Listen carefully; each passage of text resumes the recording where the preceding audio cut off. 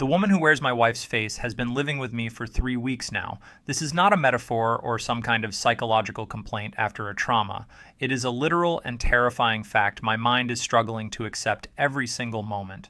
My name is David, I am 48 years old, and I am an architect who builds his life on logic. Everything I am experiencing right now, however, defies all rational explanation. It began when she came home from the hospital after the accident. The doctors called her recovery a miracle with only a mild concussion.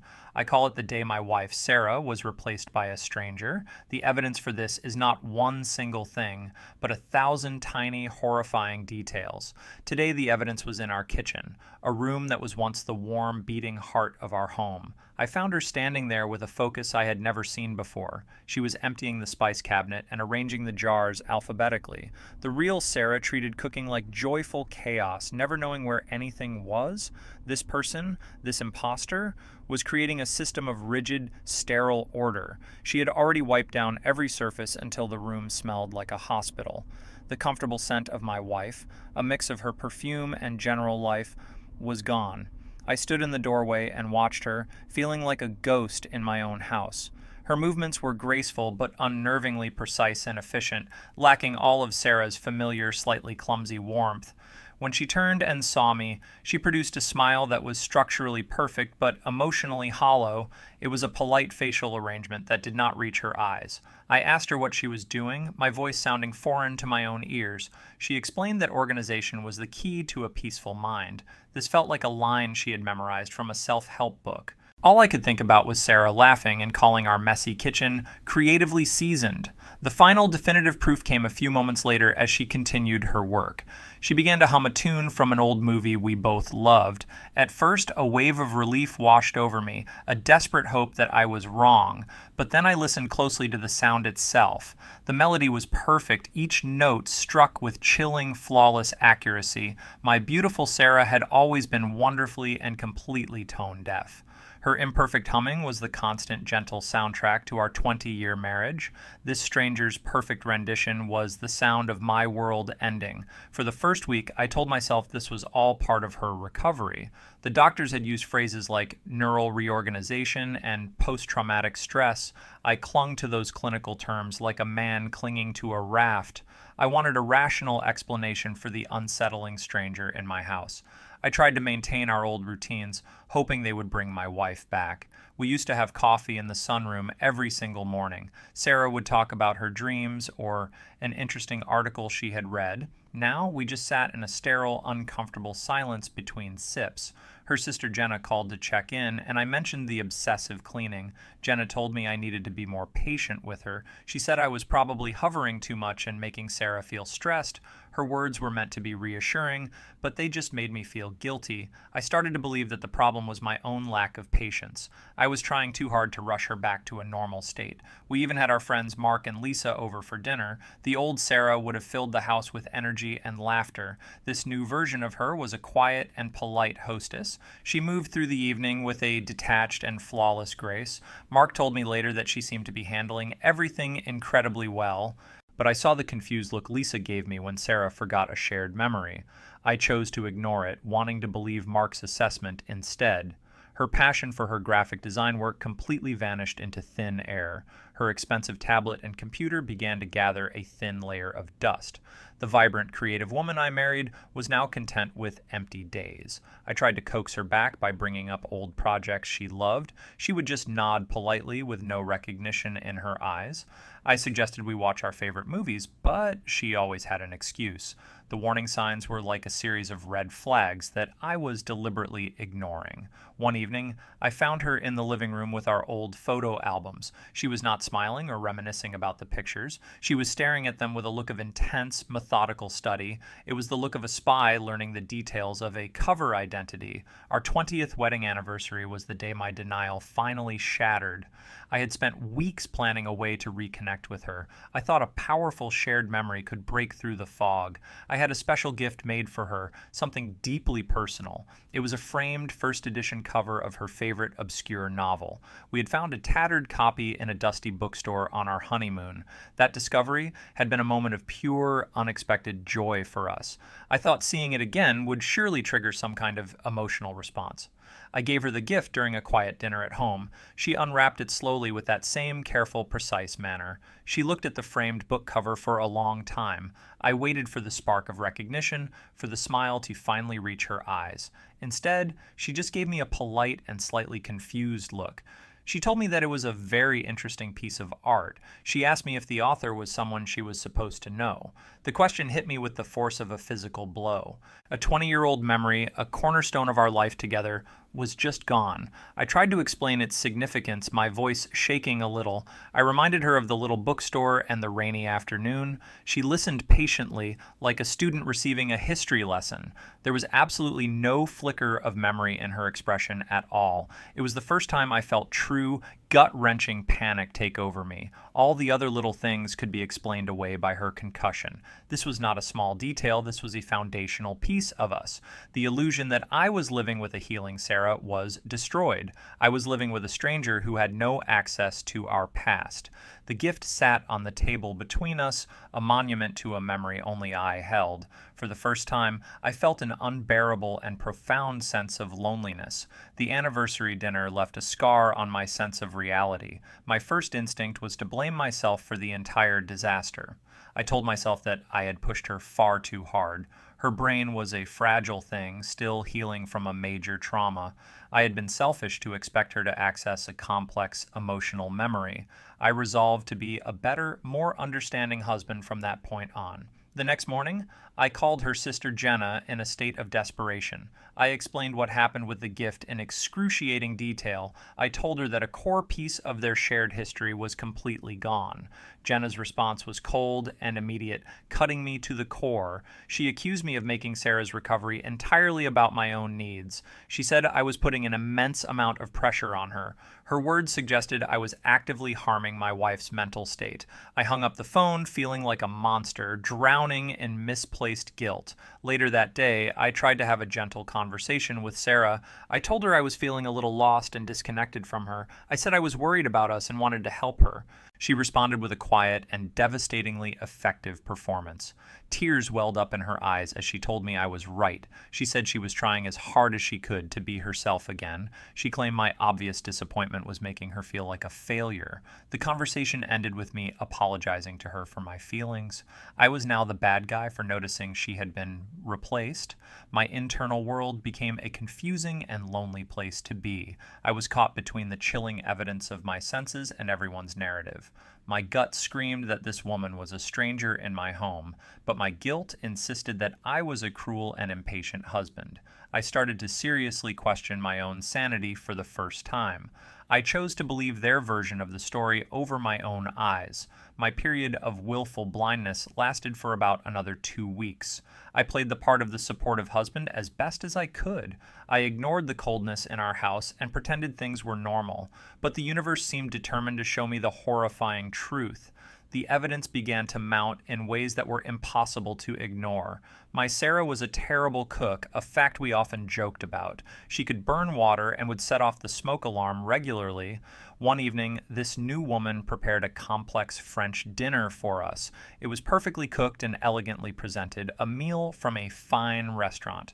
I stared at the plate in shock and asked her when she learned to cook like that. She just shrugged and said she must have followed the recipe closely. Her casual dismissal of this impossible new skill was deeply unsettling. A few days later, I was putting away laundry in our bedroom. I noticed a small white scar on her left shoulder was gone.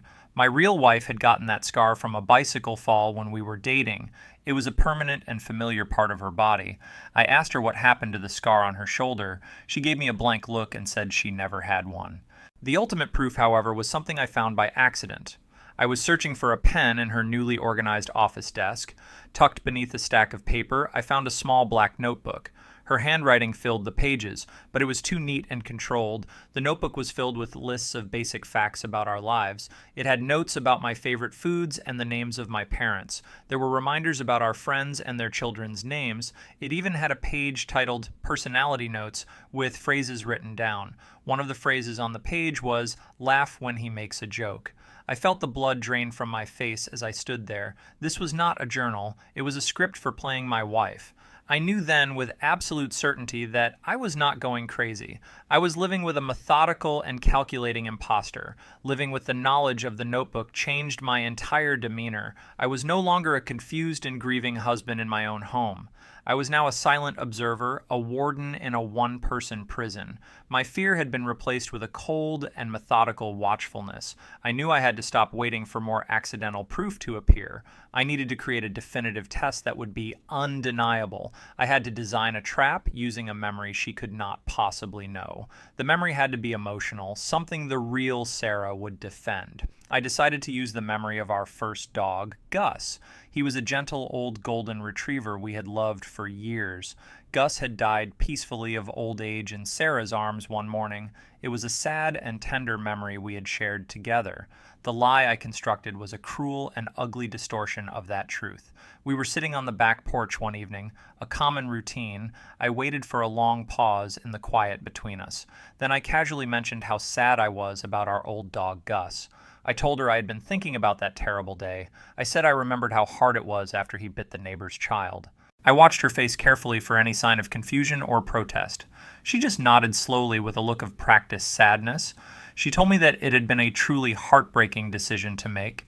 She agreed that we had absolutely no other choice but to put him down. The ease with which she confirmed my brutal lie was breathtaking. At that moment, any lingering trace of hope I had simply died. The woman sitting across from me was not my wife, Sarah. She was a complete and utter stranger to me and our life. My grief was finally replaced by a feeling of cold, hard resolve. The question was no longer what happened to my wife. The only question left was who this imposter really was. After the lie about our dog, I stopped pretending to be her husband. I did not confront her with anger or accusations that night. My actions became quiet, cold, and deliberate instead of emotional. I went upstairs and moved all of my things into the guest room. She followed me and stood silently in the doorway, watching me. I told her that I needed my own space to get better sleep. I said that work had been incredibly stressful for me lately. She did not argue with me or ask any further questions. She just looked at me with a completely unreadable expression on her face. Her shocking indifference to this separation was my final piece of proof.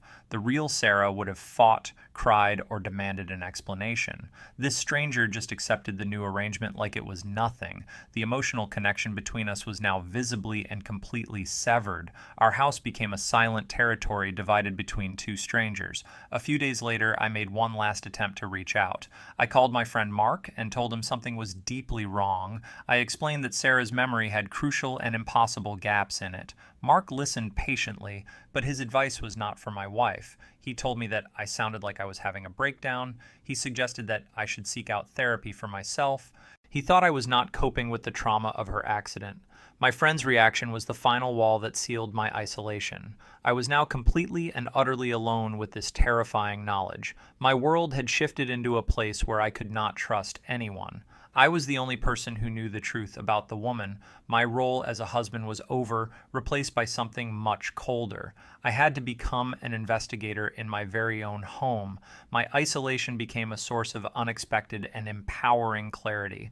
I stopped mourning the life that I had lost to the past. My focus shifted from emotional survival to methodical, cold action. I was no longer interested in understanding the woman in my house. I was only interested in finding out where she came from. My first step was to stop seeing this as a personal tragedy. It was now a technical problem that required a logical solution. The car accident was the obvious origin point of this entire nightmare. I went online and found the official police report of the crash. I noted the date, the time, and the exact intersection. I also found the name of the other driver involved in the collision. The report itself was brief and told me nothing out of the ordinary. It was time for me to take a step into a morally gray area. I needed to access my wife's private information to find any clues. I felt no guilt about this deliberate invasion of her privacy. The woman using her name was not the person who deserved that right. I managed to get into her cloud account using a shared password. I began to systematically go through all of her emails and files. Most of it was exactly what I expected to find there, but then I found a folder that was buried and mislabeled. Inside were records of a large cash withdrawal made 1 week before the accident. Sarah never dealt with large amounts of cash, which was strange. There was also a single cryptic email from an unknown person. It only contained a time and a location for a meeting.